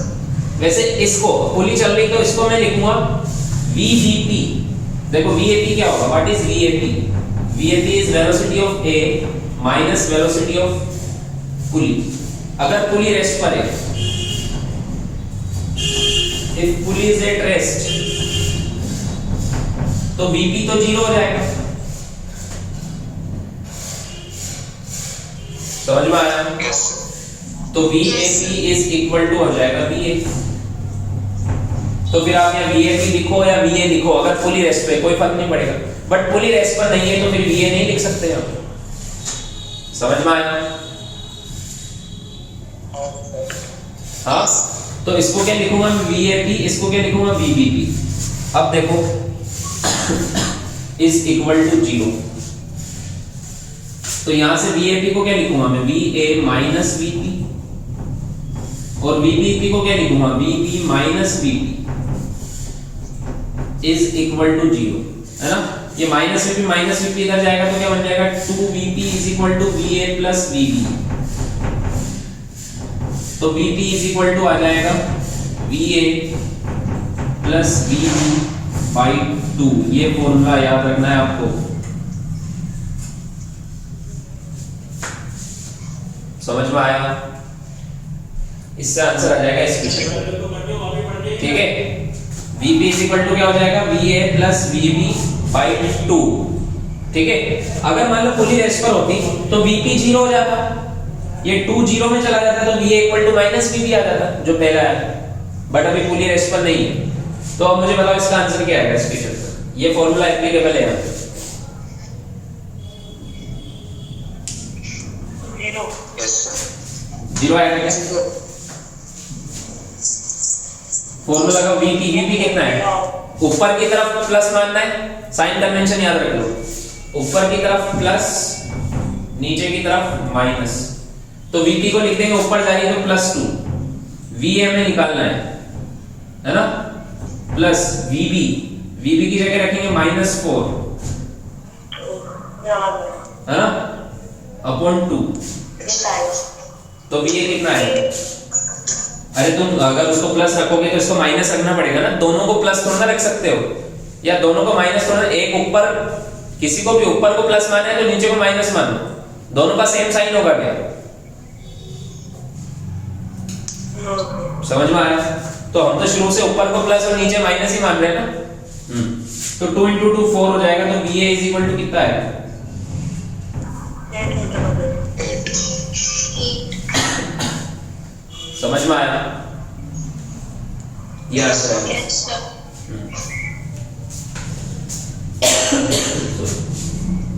सर जो 8 आएगा वो ग्राउंड के रिस्पेक्ट में आएगा ना, यस, ग्राउंड के रिस्पेक्ट में है।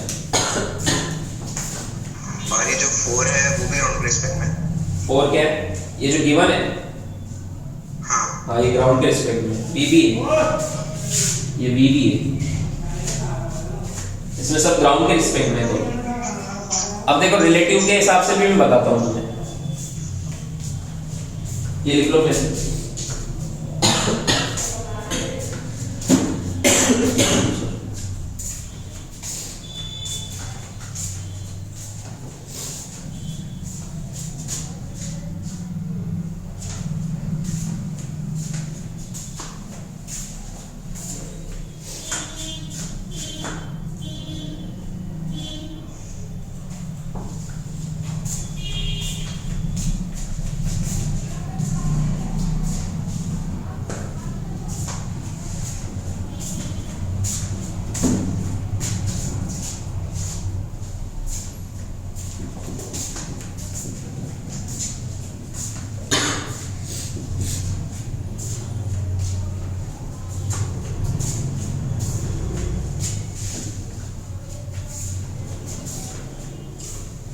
Done, sir.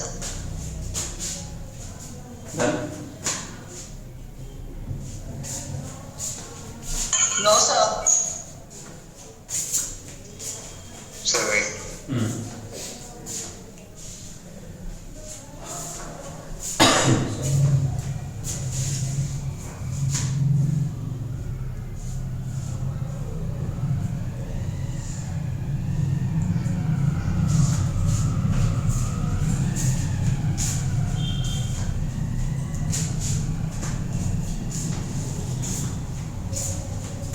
तो ये फॉर्मूला याद रखना है, डायरेक्ट आंसर आएगा इससे। ठीक है, एक बार रिलेटिव में भी करके देखते हैं इसको।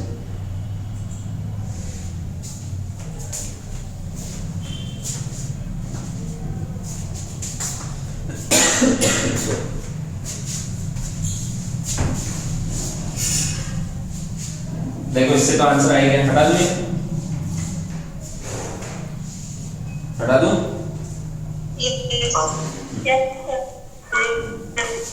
अब देखो देखो यहां से ये यहां पर होगा, यहां से मैं क्या बोल सकता हूं? देखो हमने इस x a प्लस xb को कांस्टेंट लिखा था, है ना, टोटल लेंथ कांस्टेंट होती है, फिर डिफरेंशिएट किया तो VAP plus VBP equal to 0। मतलब यहां से क्या बोल सकता हूं मैं? VAP is equal to minus of VBP, या फिर ऐसे बोल सकता हूं मैं VAP का magnitude is equal to VBP का मैग्नीट्यूड। मतलब ये किसके रिस्पेक्ट में लिखा हुआ है मैंने? पुली के रिस्पेक्ट में। With respect to pulley A की वेलोसिटी और B की वेलोसिटी हमेशा सेम होगी, चाहे पुली रेस्ट पर हो या मोशन में हो।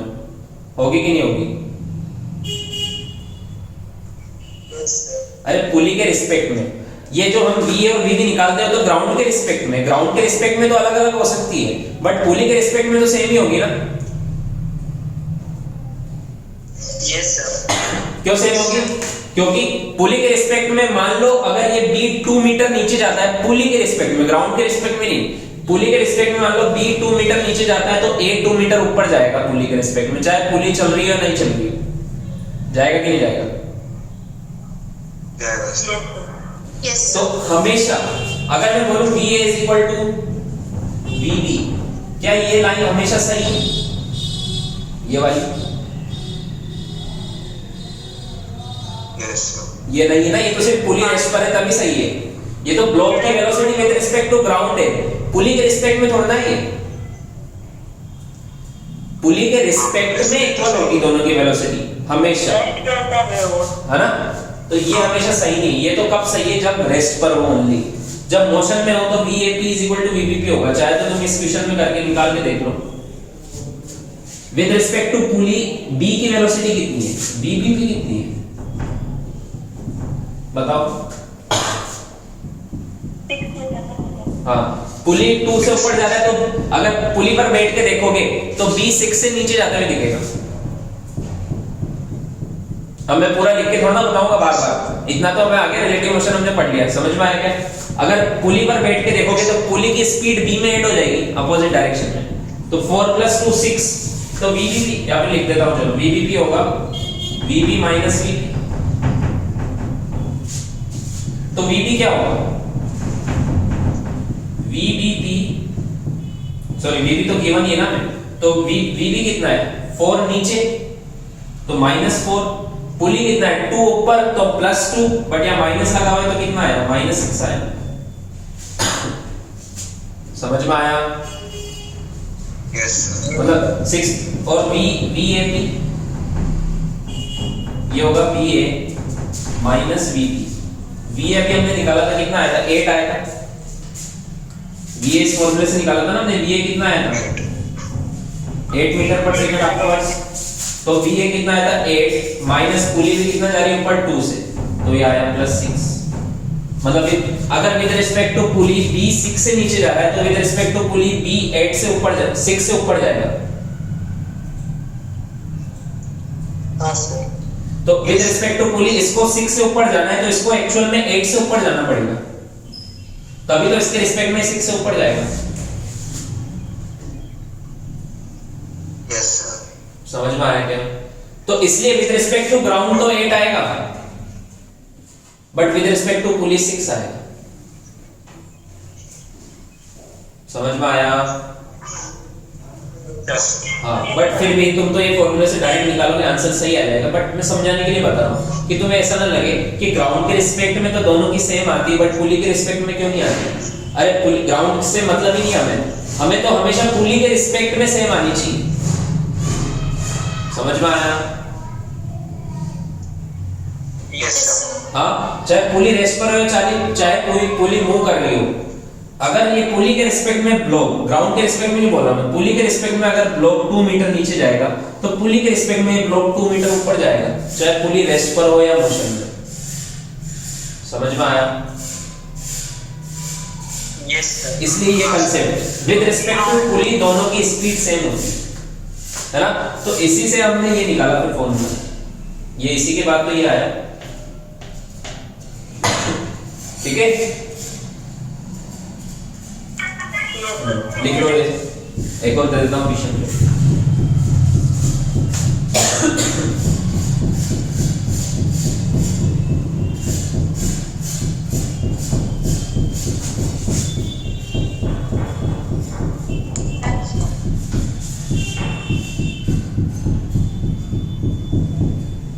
पॉइंट बी है,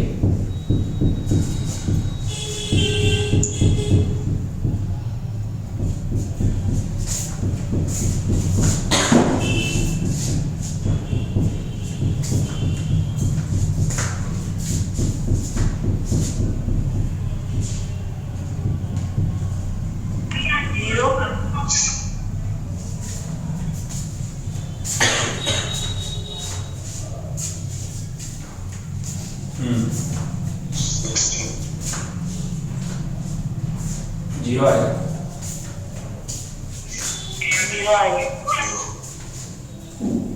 ये हटा दूं थोड़ा? हाँ करोगे।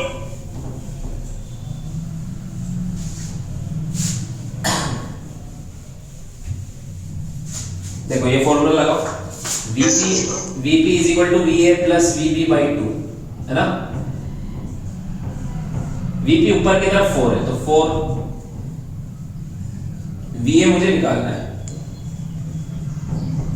VB कितना है ऊपर की तरफ 8 तो प्लस 8 बाई 2, 2 से 2 इधर चला जाएगा तो VA plus 8 is equal to 8 आएगा, तो VA 0 आएगा।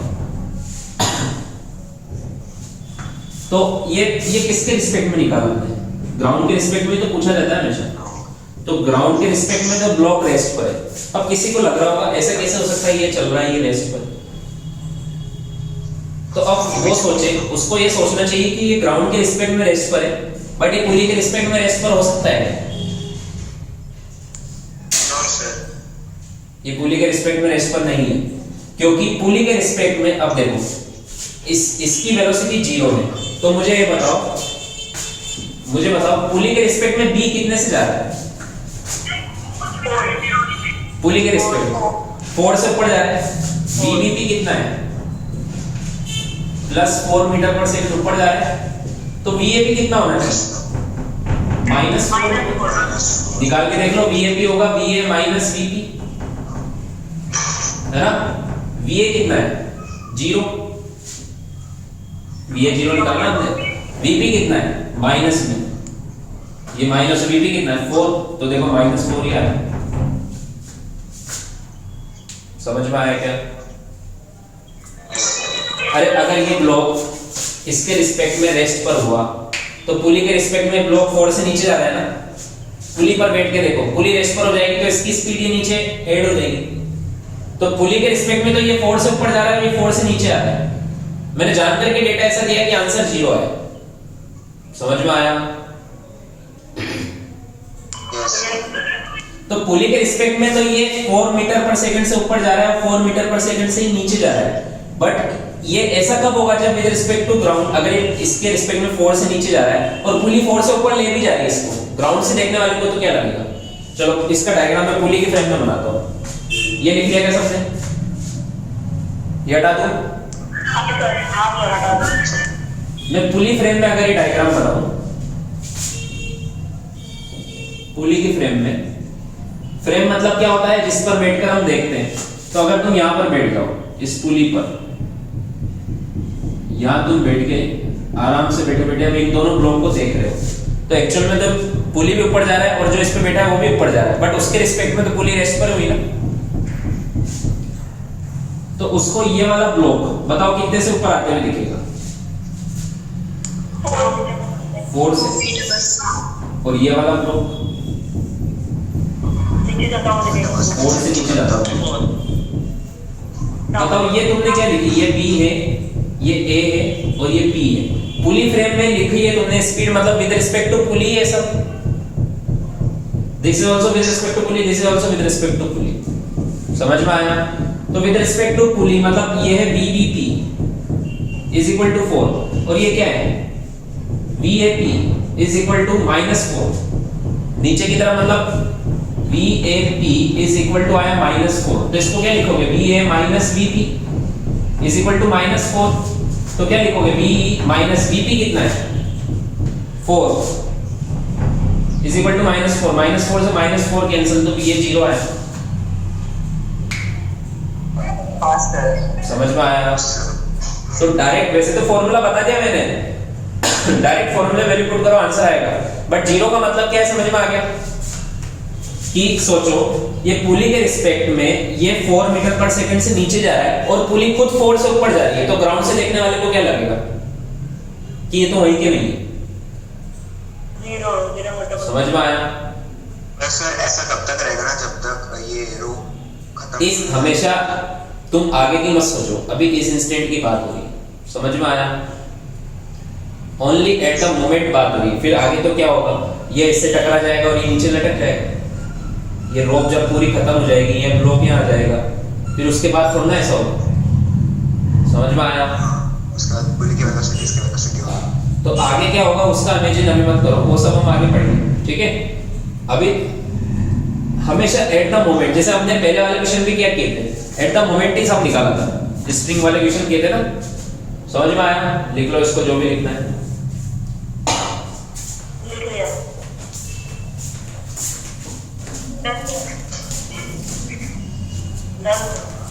हाँ चलो, अब बार बार रिलेटिव से नहीं करेंगे, वो मैं समझाने के लिए बता रहा था। अब डायरेक्ट फॉर्मूला लगा, ठीक है?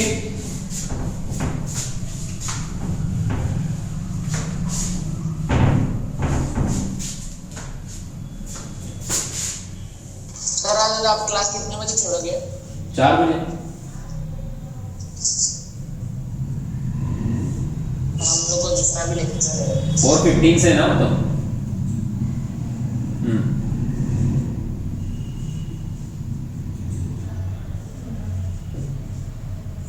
ये पुली 2 मीटर पर सेकंड से ऊपर जा रही है, फाइंड वी ए की वेलोसिटी पर।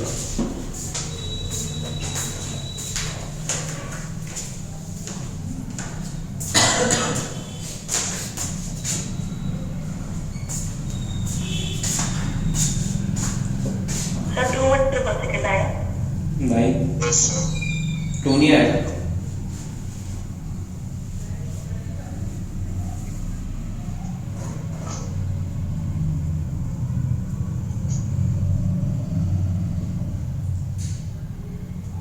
तो 4 आएगा। यस,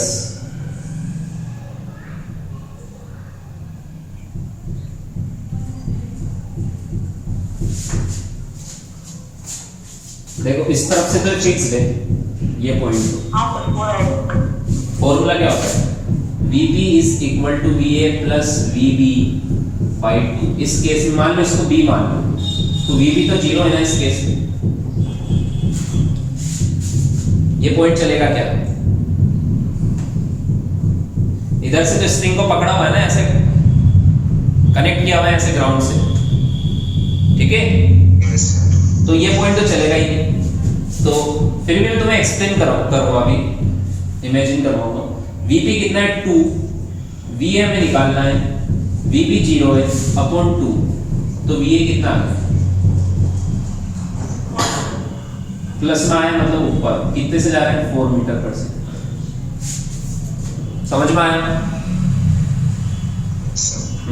अब देखो इसकी स्पीड 2 है, इसकी 4, एक्चुअल में इसको हम फील भी करते हैं क्यों है। देखो इधर मुझे बताओ 1 सेकंड में पुली कितना ऊपर जाएगी, 2 मीटर पर सेकंड की स्पीड है, तो 1 सेकंड में कितना ऊपर जाएगी, 2 मीटर ऊपर जाएगी। तो ये जो पुली थी यहां पर,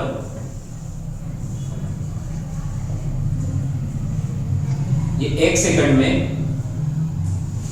मान लो इतना ऊपर आ गई, यहां से यहां तक कितना ऊपर आएगी 2 मीटर, है ना। तो पुली को कितना एक्स्ट्रा लेंथ चाहिए इसके लिए, ये इतनी, मतलब ये इतनी लेंथ चाहिए ना, ये वाली, ये एक्स्ट्रा लेंथ चाहिए। तो कितनी लेंथ चाहिए, 4 मीटर चाहिए ना पुली को टोटल। मान लो पुली को 2 मीटर ऊपर जाना है, तो दोनों तरफ से 2-2 मीटर, टोटल 4 मीटर चाहिए एक्स्ट्रा लेंथ ऊपर जाने के लिए। Yes, sir. बट इधर से तो कोई लेंथ मिलेगी नहीं, इधर से तो फिक्स है पुली, इधर से तो स्ट्रिंग फिक्स है ना। ये लेंथ कौन प्रोवाइड करते हैं, नीचे वाले ब्लॉक। समझ में आया? यस तो पूरी की पूरी 4 मीटर कौन प्रोवाइड करेगा, ये वाला, 1 सेकंड में। इसलिए इसकी स्पीड डबल आ रही है। पुली को 4 मीटर चाहिए, 2 मीटर जाने के लिए कितना चाहिए 4 मीटर, तो 4 मीटर ये ब्लॉक प्रोवाइड करेगा, इसलिए इसकी स्पीड डबल आ रही है। समझ में आया क्या? Yes sir. है ना, क्योंकि दूसरी तरफ से तो स्प्रिंग फिक्स है, तो पूरी की पूरी 4 मीटर ये अकेला ही देगा, वो भी 1 सेकंड में। तो स्पीड कितनी आ जाएगी इसकी, 4 मीटर पर सेकंड। समझ में आ गया? हटा दूं? सॉरी, और क्वेश्चन करते हैं।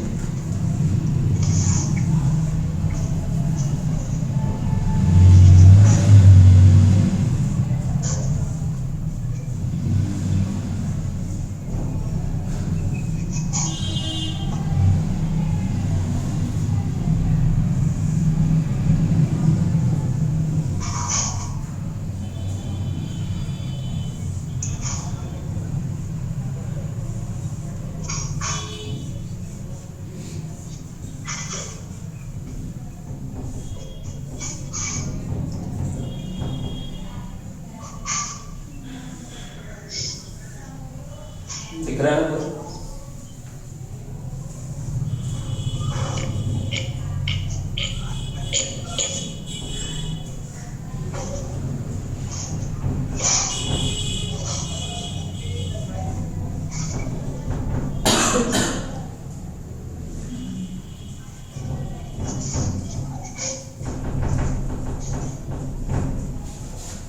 ए ब्लॉक 4 मीटर पर सेकंड से नीचे जा रहा है, ठीक है। ये बी ब्लॉक 3 से ऊपर जा रहा है, सी की स्पीड बतानी है, बताओ।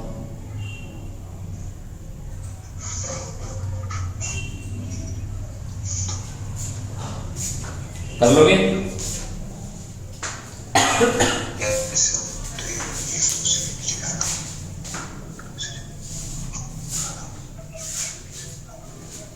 सर जो बड़ा वाला है वो रेस्ट में है ना?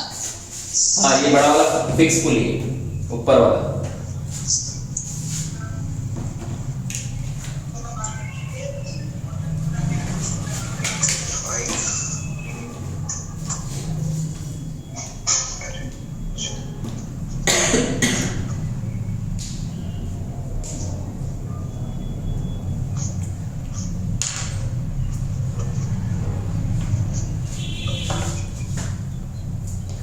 सर 1 मीटर पर सेकेंड।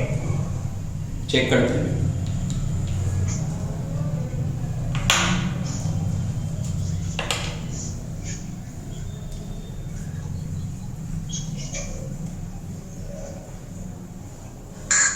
सर 1 मीटर पर सेकेंड। 1 आ रहा है। हाँ सर 1 आ रहा है। अच्छा एक और चीज, अभी हमने जो फॉर्मूला लिखा था ना ये वाला, ये एक्सेलेरेशन पर भी वैलिड है। एक्सेलेरेशन ऑफ पुली मान लो गिवन है, वो भी यही होगा, acceleration of a plus acceleration of b by 2। ठीक है, एक्सेलेरेशन गिवन है मान लो पुली का और a और b का, तो वहां पर भी ये फॉर्मूला वैलिड है, क्योंकि with respect to pulley acceleration of a with respect to pulley is equal to acceleration of b with respect to pulley. वहीं से ये फॉर्मूला आएगा। समझ में आया क्या बोला मैंने? Yes sir. Yes sir. तो एक्सेलेरेशन पर भी वो फॉर्मूला लिख लेना। चलो देखते हैं इसका आंसर कितना है। देखो मुझे बताओ। हाँ किसमें? ये ए अगर फोर्स से नीचे आएगा तो या तो पुली को ऊपर जाना पड़ेगा, नीचे मतलब ये तो नीचे वाले ग्राउंड को ऊपर जाना पड़ेगा, ऊपर वाली ग्राउंड ऊपर कैसे जाएगा? हाँ वही। ग्राउंड तो ऊपर जा ही नहीं सकता, पुली ऊपर जाएगा तो ब्लॉक भी ऊपर जाएगा ना। मतलब पुली नीचे आ रही है वाली, पुराना पुली नीचे आना चाहिए। पुली नीचे आ रहा है। ये वाली पुली नीचे आनी पुराना पुल चाहिए, भी कनेक्टेड है ना। ये वाली पुली नीचे आनी चाहिए। अरे हाँ हाँ समझा। ये वाली पुली तो मूव कर सकती है ना, ये दोनों पुली मूव कर सकती है। तो मुझे बताओ अगर ये एक ब्लॉक नीचे आ रहा है तो ये पुली कितने से नीचे आ रही होगी? -2 से नीचे आ रही है। ये 2 से नीचे आ रही होगी। Yes sir. निकाल के बताऊं क्या कैसे आ रही है या डायरेक्ट आ गया? फॉर्मूला लगा दो ना। ये मान लो P1 है, तो VP1 को क्या लिखूंगा मैं? VA प्लस VB बाई 2 ये लिखूंगा ना। तो A कितना है? -4 -4 प्लस B कितना है? ये पॉइंट तो 0 है, 0 बाई 2। तो VP1 कितना आया? -2 मीटर पर सेकंड। -2 मीटर पर। तो तुम ऐसे ध्यान ही रख लो, अगर एक तरफ से फिक्स है तो इन दोनों में 2:1 का रेशियो होता है। अगर एक तरफ से फिक्स है तो समझ में आया? Yes sir. ब्लॉक की स्पीड पुली की डबल होती है अगर एक तरफ से फिक्स कर दिया हो तो ये 4 है तो ये 2 होगा। बार बार ऐसे नहीं निकालना है, टाइम बचाना है। ठीक है, तो पुली 2 से नीचे आ रही है। अब मुझे बताओ ये पुली 2 से नीचे आ रही है तो ये स्प्रिंग भी 2 से नीचे आ रही है। Yes sir. ये स्प्रिंग 2 से ऊपर जा रही होगी ऊपर जा रही है। क्योंकि ये पुली तो रेस्ट पर है, ये बड़ी वाली, तो ये पुली भी 2 से ऊपर जा रही होगी। अगर ये पुली और ये पुली तो एक ही स्प्रिंग से कनेक्टेड है ना? हाँ सर। तो ये भी 2 से ऊपर जा रही होगी। तो ये है मान लो पुली P2। अब यहां फॉर्मूला लगा दो, क्या लिखेंगे? VP2 इज इक्वल टू ये B ये C, तो VB प्लस VC बाई 2। समझ में आया? तो VP2 कितना आया? इधर से निकाला, ये 2 है तो ये भी 2, तो VP2 की जगह 2 लिखेंगे। VB कितना है? 3 ऊपर है तो 3 लिखेंगे। ऊपर जा रही है। VC निकालना है अपॉन 2, 2 से 2 4 टाइम्स, 4 माइनस 3 1, तो VC आया 1 मीटर पर सेकंड। मतलब ये 1 मीटर और प्लस आया, मतलब ये ऊपर जा रहा है। समझ में आ गया?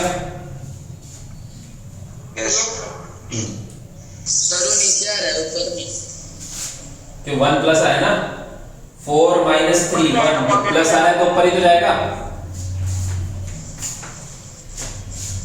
रिस्पेक्ट में निकाल दिया, एक दूसरे के रिस्पेक्ट में। क्या ग्राउंड ग्राउंड के के रिस्पेक्ट में ऊपर आ रहा है, वो पुली के रिस्पेक्ट में किधर आएगा?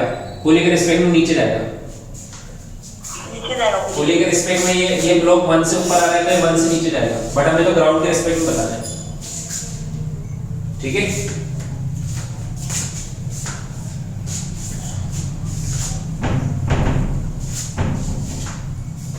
एक एक्सेलेरेशन पे भी कर लेते हैं।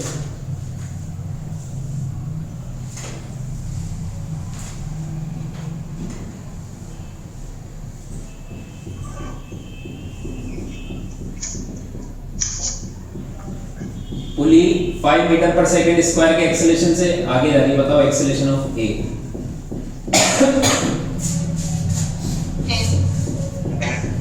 10 आ जाएगा, सिंपल है। Yes Yes. ये वाला हटा दो।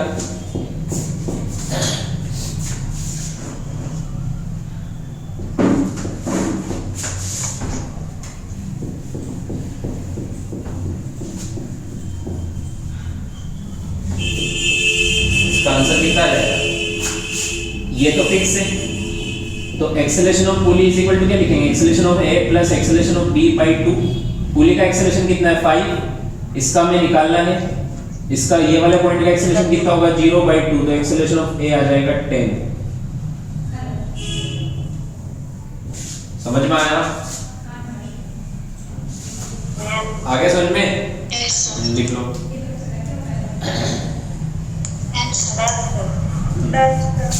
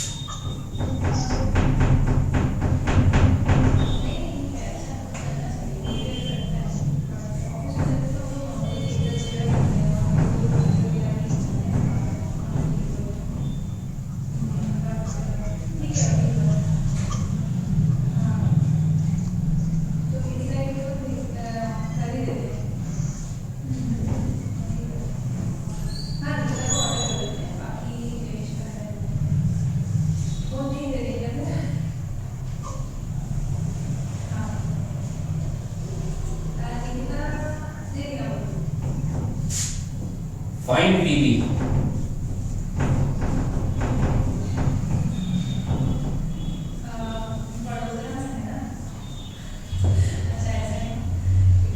समझ में आया क्वेश्चन? सर ए कितने से जा रहा है? ए 5 से नीचे जा रहा है।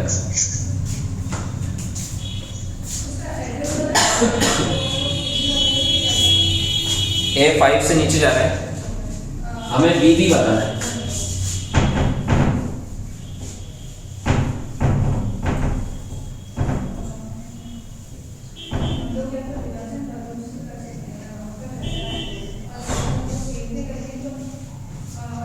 करो ट्राई।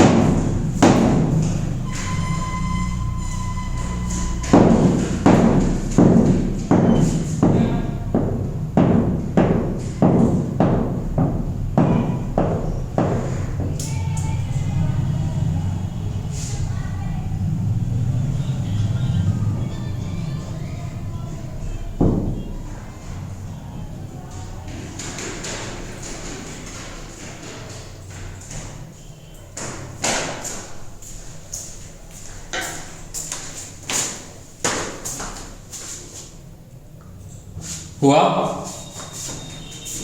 सर आंसर क्या है? चेक करते हैं। देखो 2:1 का रेशो डायरेक्ट लगा के करें या फिर सोल्व करूं पूरा? नहीं सर स्टैंडर्ड। हाँ देखो ये 5 मीटर पर सेकंड से नीचे जा रहा है, तो ये पुली कितने से जा रही होगी? इधर से फिक्स है, उसके हाफ 2.5 2.5 से जा रही होगी। ये देखो ये वाली स्ट्रिंग तो फिक्स है ना, और मैंने बताया था ब्लॉक की स्पीड पुली से डबल होती है। फॉर्मूला लगा के निकाल के बताऊं या डायरेक्ट लिख दूं 2.5? डायरेक्ट। समझ में आ गया? अब ये पुली 2.5 से जा रही है, तो ये वाली स्ट्रिंग भी नीचे 2.5 से जा रही होगी, बट इधर से ये वाली स्ट्रिंग फिक्स है।